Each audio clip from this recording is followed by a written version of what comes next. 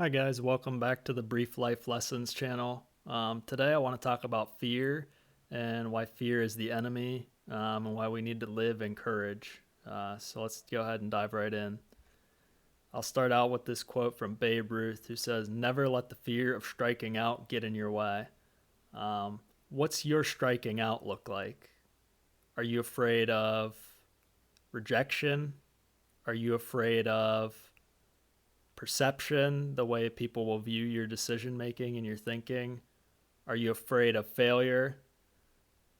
Are you afraid of getting sick? What's striking out look like for you? Whatever it is, you need to not let it get in your way.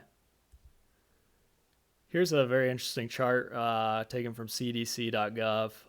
It's a historical timeline of pandemic and large health diseases. Um, and I'm not a healthcare provider. I don't work in medical services. But one thing I can determine just from taking a quick look at this chart is disease and health related scares are ongoing. They're happening all the time, and you can either let them cause you to live in fear and curl up and stay at home, or you can continue to live like you were going to live. You can take those chances you were going to take.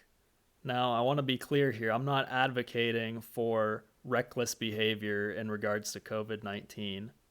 If you're around an elderly or disabled or vulnerable populations, I advise that it's still wise to mask up and exercise social distancing and to proceed with caution. I'm not talking about being reckless, but I'm talking about taking on those life events, those life changes, those potential personal risks that could either really help you maybe in your career, maybe they could really help you in a relationship, or maybe you're scared to dip your toe in the water and make that move to a new job.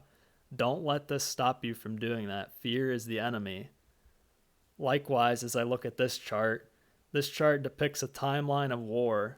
And obviously, we're living in a time of terrible tragedy for the people of the Ukraine, and the potential snowball and cause and effect events and chains that could occur from that war. That could cause a lot of fear. Again, take a look at this chart. We've been living in periods of war for all of our life. They may not be directly impacting our countries or us, but knowing that there are wars going on in the world and that they could escalate and strike close to home, that can cause fear. That could cause you to, it could influence your decision making and cause you to do something or maybe not do something that you would otherwise think may be a good and healthy risk to take on in order to achieve personal growth. So don't let these things hold you back. There are always going to be times of war. There are always going to be times of disease and pandemics and infection. Don't let them hold you back. Go out and chase the things that are set before you. Maybe you want to take that new job. Maybe you want to move away from home. Maybe you want to try and go on a date with that girl. Don't let these things stop you. And again, your fears can be global and external, like the examples I used, and they can also be localized or internal, specific to you. Whatever striking out looks like for you, move past it. It's time to set your fears aside. Don't live in fear, live in courage. And as the great Aristotle said, he who has overcome his fears will truly be free. If you enjoyed this video, go ahead and hit that thumbs up button, and leave me a comment letting me know why you did or did not like the video.